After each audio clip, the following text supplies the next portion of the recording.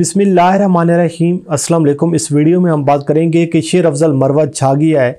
और कल आपने देखा कि मर्दान का एक वर्कर कन्वेंशन जिस तरीके से एक बड़े जलसा गाह में तब्दील हुआ है और जो आपको एक हब्स का माहौल नज़र आ रहा है, जो डर और खौफ का एक माहौल नज़र आ रहा है, जिस तरीके से पाकिस्तान तहरीक इंसाफ को दीवार के साथ लगाने की कोशिश की जा रही है, तो ऐसे हब्स के माहौल में, ऐसे घुटन के माहौल में, ऐसे डर और खौफ के माहौल में कारकुनान का हौसला बुलंद करना, कारकुनान को आगे लेकर चलना, पार्टी को फ्रंट लाइन पर आकर लीड करना, तो शेर अफजल मरवा जो है वो बड़ी ज़बरदस्त हिकमत अमली अपना रहे हैं और बड़े बड़े वर्कर कन्वेंशन कर रहे हैं, बड़े बड़े जलसे कर रहे हैं। और हम देख रहे हैं कि जितना उनका बड़ा इस्तकबाल होता है, जिस तरीके से लोग उनको वेलकम करते हैं, तो इस किस्म का जो वेलकम है वो तो हमने ना नवाज शरीफ का देखा है, ना इस तरीके से बिलावल जरदारी का देखा है, ना हमने इस तरीके से किसी और लीडरशिप का देखा है। जो शेर अफजल मरवा साहब का जो है वो तहरीक इंसाफ के लोग जो हैं उनको जो वेलकम कर रहे हैं, तो इस पर भी आज की इस वीडियो में हम बात करेंगे। और साथ साथ बात करेंगे कि पाकिस्तान में बसने वाले और दुनिया भर में बसने वाले जितने भी पाकिस्तानी हैं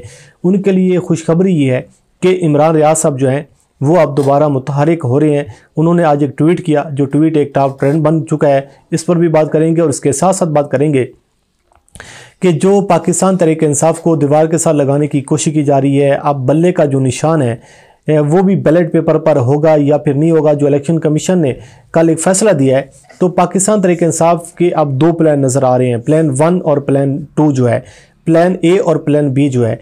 तो इस हवाले से बात करेंगे कि इलेक्शन कमीशन का तोड़ जो है वो पाकिस्तान तहरीक इंसाफ ने निकाल लिया है, वो भी आपके सामने रखेंगे और इस पर बात करेंगे।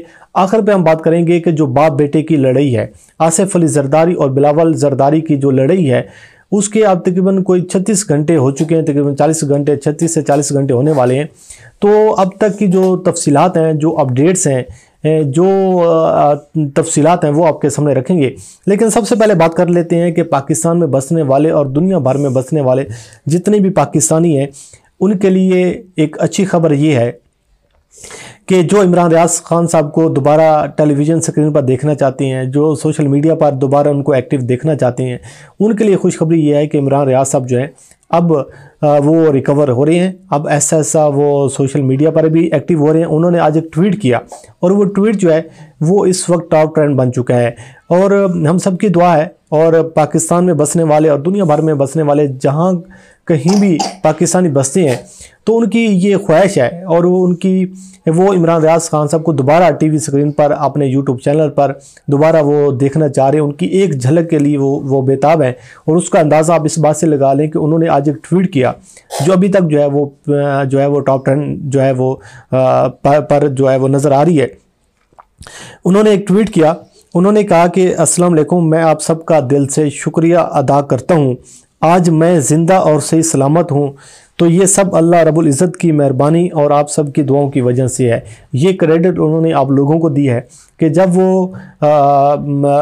वो लापता थे, जब उनको उठाकर ले गए, तो उसके बाद जो वक्त उन्होंने गुजारा, कैदोबंद की सोबतें जो उन्होंने काटी हैं, तो उस मुश्किल वक्त में, उस परेशानी के वक्त में और वो जो दिन गुजारे गए हैं उनमें जिस तरीके से इमरान रियाज साहब जो हैं वो डट कर खड़े हुए हैं, तो वो क्रेडिट दे रहे हैं कि ये सब आपकी दुआओं का नतीजा है। जो आप मेरे लिए परेशान थे, मेरे लिए दुआएं करते थे, और हम देखते थे कि इसमें कोई शक नहीं है कि लोग जहाँ कहीं भी थे वो इमरान रियाज साहब के लिए जो है वो दुआएं करते थे। चाहे लोग उम्रा की अदायगी के लिए जा रहे हैं, हज की अदायगी के लिए जा रहे हैं, लोग रो रो कर जो है, हमने वो देखे हैं, विजुअल्स भी हमने देखे हैं कि लोग इमरान रियाज खान साहब के लिए दुआ करते थे और अब भी करते हैं। और उन्होंने कहा कि अल्लाह रब्बुल इज़्ज़त के करम और फजल से मैं अब तक काफ़ी रिकवर कर चुका हूं और इंशाल्लाह बहुत जल्द वापस आऊँगा। ये उन्होंने खुशखबरी सुनाई है।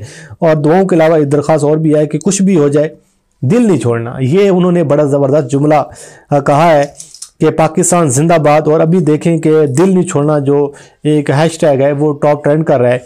और इमरान रियाज ने आप लोगों को एक पैगाम दिया है कि दिल नहीं छोड़ना, दिल छोटा नहीं करना है, हिम्मत और हौसले के साथ आपने जो है वो खड़े रहना है। और इंशाल्लाह वापस आएंगे, आप लोगों के दरमियान होंगे, आप लोगों के साथ होंगे, फिर वही बातें होंगी, फिर वही सारी चीज़ें होंगी। तो ये चीज़ें हैं। अब हम बात कर लेते हैं कि मर्दान का एक वर्कर कन्वेंशन था। आप वो विजुअल उठाकर देखें सोशल मीडिया पर, टिकटॉक पर, अभी तक जो है लोग जो है वो वीडियोस लगा रहे हैं। इसके साथ आप मुख्तलिफ जो मुख्तलिफ और आपको ट्विटर है, टिकटॉक है, मुख्तलिफ वेबसाइट्स हैं, आपको तमाम पर जो है इस टाइम जो है एक बंदा छाया हुआ नज़र आ रहा है। उसका नाम है शेर अफजल मरवत।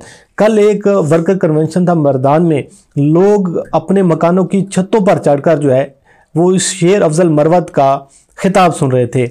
यह मनाजर कभी हम देखते थे कि इमरान खान साहब जो हैं जब वो चित्राल जाया करते थे, जब वो मुख्तलिफ पाकिस्तान के अजला में अपने जलसे करते थे, ये ज़्यादा दूर की बात नहीं, अभी जब इमरान खान साहब जो हैं जेल जाने से पहले जब वो जलसा किया करते थे तो लोग अपने मकानों की छतों पर जाकर जो है इमरान खान साहब को जो है वो सुनते थे, उनको देखते थे, उनकी एक झलक के लिए बेताब थे। तो वही मनाजर हम देख रहे हैं कि शेर अफजल मरवत साहब जो हैं वो अब लोगों की उम्मीदों का लोगों का एक सहारा बन रहे हैं। लोग उनके साथ जुड़े हैं, लोगों को हौसला मिल रहा है। जब वो फील्ड में जाते हैं तो लोग उनके साथ इकट्ठे होते हैं, लोगों के साथ वो मिलते हैं। और उन्होंने बड़ी ज़बरदस्त बात की है कि भाई हमें ये जो एक बनाया जा रहा है कि हम फ़ौज मुखालिफ हैं, फ़ौज के हमें सामने खड़ा लाकर करने की कोशिश की जा रही है। उन्होंने कहा कि ये हमारी फ़ौज है। वो जो इमरान खान साहब ने बात की थी कि ये फ़ौज भी मेरी है, ये मुल्क भी मेरा है, ये रियासत भी मेरी है, और मैं कैसे इस मुल्क का जो है मैं नुकसान करूँगा। तो वही बात वो कर रहे हैं, शेर अफजल मरवत साहब भी कर रहे हैं। जब मर्दान के जलसे में उन्होंने कहा कि ये नवाज शरीफ जो है, इस वक्त नवाज शरीफ का जो टिकट है वो एक करंट की तार है, जो इस तार को पकड़ेगा वो सियासी तौर पर जो है उसकी सियासी मौत जो है वो वाक़ हो जाएगी। क्योंकि लोग अब इमरान खान साहब के अलावा, पाकिस्तान तहरीक इंसाफ के अलावा, जितना लोगों में एंगर है, जितना लोगों में गुस्सा है, जितने लोगों में फ्रस्ट्रेशन है, लोग 8 फरवरी का वेट कर रहे हैं कि 8 फरवरी का दिन अगर आ भी गया तो फिर लोग बताएंगे कि असल चीज़ जो होती क्या है। तो इसलिए उन्होंने कहा है कि ये जो टिकट है ये करंट की एक तार है, और जो इस तार को पकड़ेगा उसकी सियासी मौत वाक़या जो हो जाएगी। तो बहरहाल अब वो इमरान रियाज साहब जो अपना शेर अफजल मरवत साहब जो हैं वो छाए हुए हैं, वो फील्ड में निकल रहे हैं, जलसे कर रहे हैं, जुलूस कर रहे हैं, रैलियाँ निकाल रहे हैं, लोगों का इस्तकबाल होता है। सोशल मीडिया पर अगर आप जाकर देखें तो आपको एक माहौल बना हुआ जो है वो नज़र आएगा। अब हम बात कर लेते हैं कि जो मुखालफिन का जो एक ही है कि किसी न किसी तरीके से बल्ले का निशान नहीं होना चाहिए जी बैलेट पेपर पर। और इस हवाले से तमाम सियासी जमातें जो हैं वो लगी हुई हैं कि अगर बल्ले का निशान बैलेट पेपर होगा तो फिर जो है पाकिस्तान तहरीक इंसाफ के जो लोग हैं, जो आवाम है, जो पब्लिक है, क्योंकि इस टाइम एक ही बंदा है जिसके साथ लोग जुड़े हुए हैं, वो उसका नाम है इमरान खान। तो वो कहते हैं कि ये तो हमें जनाब उड़ा कर रख देगा। तो अब बल्ले का निशान भी वापस लेने की कोशिश की जा रही है, कभी पार्टी इंट्रा पार्टी इलेक्शन का बहाना बनाकर, कभी कोई बहाना बनाकर की जा रही है। अब पाकिस्तान तहरीक इंसाफ ने 2 उसके तोड़ निकाले, मैं आपके सामने रख देता हूँ। क्योंकि कहा गया है कि आप 20 रोज़ के अंदर अंदर इंतखाबात करवाएं, इंतखाबात के 7 रोज़ यानी कि इंतखाबात के बाद 7 रोज़ के अंदर अंदर आप रिपोर्ट जमा करवाएं। तो अब पाकिस्तान तहरीक इंसाफ ये कोशिश कर रही है कि पहले नंबर पर तो ये है कि दोबारा इंट्रा पार्टी इलेक्शन करवा दिए जाएं, ठीक है। अगर इसमें दोबारा कोई चीज़ें निकाल लेती है इलेक्शन कमीशन, कोई इतराज़ात सामने आ जाती हैं, वो सुप्रीम कोर्ट का फैसला आड़े आ जाता है कि जी जो इमरान खान साहब जो हैं उसमें जो है वो अपनी चेयरमैनशिप रखने के अहल नहीं है। तो इस हवाले से वो कर रहे हैं कि एक तो प्लान ये है कि अगर ऐसा होता है तो फिर इमरान खान को पैटर इन चीफ बना दिया जाए, ताकि इमरान खान पीछे बैठकर तमाम तर मामलात को देखें। और वैसे भी होता है कि जो फैसले तो इमरान खान साहब ने करने, आगे जो भी मर्जी हो। और इसके साथ साथ ये भी एक है कि दूसरा जो तोड़ है वो ये है कि इलेक्शन कमीशन का जो फैसला है वो किसी भी हाई कोर्ट में चैलेंज किया जा सकता है।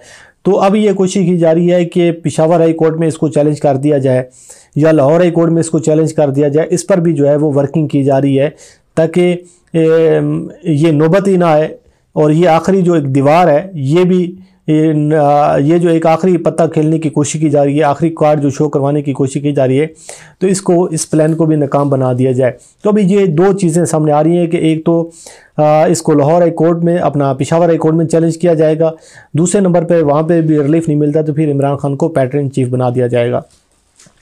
अब हम बात कर लेते हैं कि जो बाप बेटे की लड़ाई है, पिछले तकरीबन कोई जब से जरदारी साहब ने इंटरव्यू दिया हामिद मीर साहब को, उसके बाद ये मीडिया पर, सोशल मीडिया पर ये बात तो वाज़ेह हो चुकी है कि बाप बेटे के अंदर इख्तलाफात तो ज़रूर हैं।